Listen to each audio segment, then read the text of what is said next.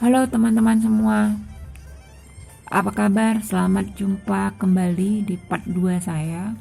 Di sini saya akan membahas tentang metode pendekatan pendapatan kelanjutannya, yaitu dengan menggunakan direct capitalization. Jadi literatur tetap sama, 3 ini. Kemarin kita sudah membahas sampai mengapa pendekatan pendapatan itu harus kita lakukan. Ya, jadi sekarang kita lebih membahas kepada masalah yang lebih teknis, yaitu bagaimana mengerjakan penilaian dengan metode pendekatan pendapatan. Jadi dalam bukunya itu The Appraisal of Real Estate 14 halaman 461 itu ada dua cara untuk mengerjakannya. Satu adalah direct capitalization, dua adalah yield capitalization.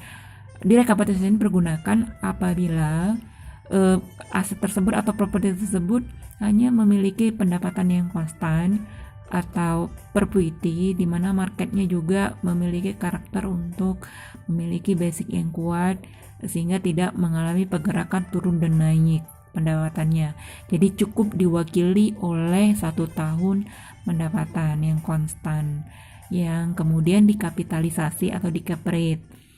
Sedangkan metode yang kedua yaitu yield capitalization ini adalah metode pendekatan penilaian dengan menggunakan asumsi-asumsi proyeksi lebih daripada 3 tahun. Kenapa menggunakan asumsi dan proyeksi lebih dari 3 tahun?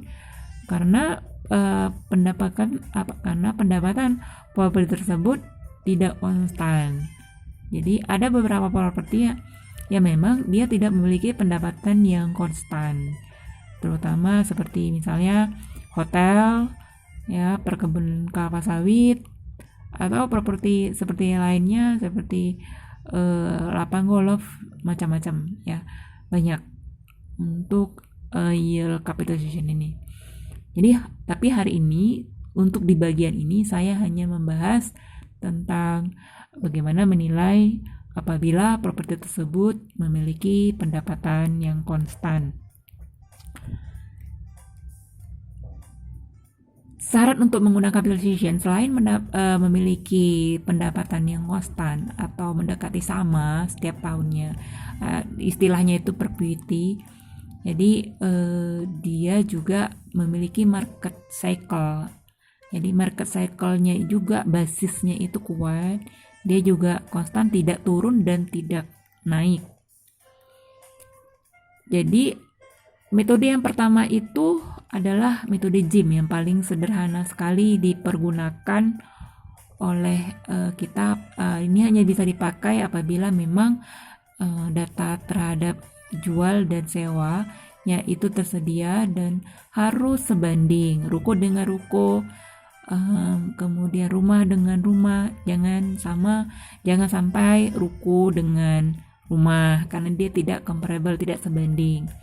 Contoh, untuk menghitung JIM daripada sebuah ruko ditemukan 368.500 nilai jualnya dan sewanya 85.106, maka JIM-nya adalah 4,33. Bagaimana kita menerapkannya dalam penilaian?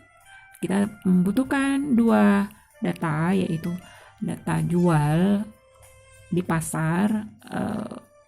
Di sini contohnya adalah perkantoran. Kemudian kita dapat per meter sewanya. JIM itu adalah tinggal dibagikan 7350 dibagi 1260, jadi dapat 583. Ya, ada 10 data, ditemukan rata-rata JIM-nya. Nah, apabila kita disuruh menilai sebuah properti bangunan perkantoran di sekitar area, dapatlah 120.000 per meter, tinggal kalikan dengan 12. Kemudian kita tinggal kalikan dengan JIM-nya 6,16, dapatlah nilainya 8874. Nah, yang kedua yaitu income capitalization method. Itu adalah rumusnya adalah NOI per I. Jadi NOI itu tetap pendapatan bersih dikurangi dengan biaya-biaya. I itu adalah capitalization rate, kapitalisasinya. Jadi kalau di bukunya yang lain itu ada juga istilahnya R sama dengan I per P atau V sama dengan I per R. Sama aja ya. Dimana I itu adalah income, R itu adalah capitalization.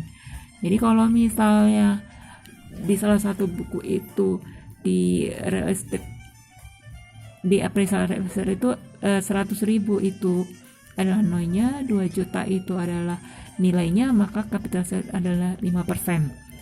Ya, capital rate-nya adalah 5%.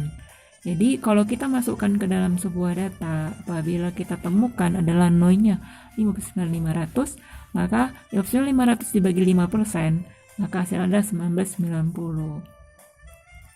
Nah, bagaimana untuk penggunaan yang aplikasi yang lebih sedikit, yang lebih agak umum ya? Apabila kita dapat data seperti ini, ya luas areal 200.000 meter, pakan selosnya 200.800. Jadi gini, tetap kuncinya adalah pendapatan dikurangi dengan biaya-biaya. Pendapatan dikurangi dengan biaya-biaya. Jadi luas areal efektif itu adalah yang disewakan itu hanya 1.800 dikalikan dengan harganya, dikalikan dengan bulannya, ditambah dengan biaya service charge, dapatlah pendapatannya. Kemudian dikurangi dengan biaya-biaya.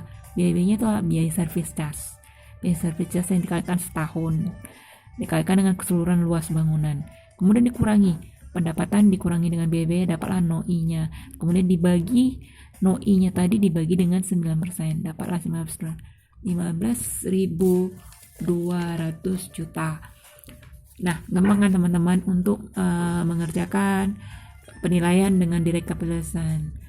Oke, tapi persoalannya adalah tidak selalu yang namanya penilai aset itu kita selalu berjumpa dengan aset di mana dia punya pendapatan NOI yang konstan atau dia punya jual yang konstan.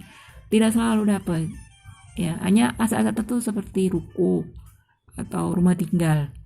Ya, seperti hotel, perkebunan, lapangan golf, industri yang lain. Apakah dia pendapatan per tahunnya fix, tetap? Tidak. Jadi untuk menghitung nilai-nilai yang tidak tetap, pendapatan tidak tetap, bapak tidak tetap, kita menggunakan metode yang kedua, yaitu yield capitalization. Apa itu yield capitalization? Nah, apa itu yield capitalization dan mengapa kita pakai yield capitalization dan bagaimana cara menggunakan yield capitalization? Itu ada dua, yaitu DCF dan LDA. Apa itu?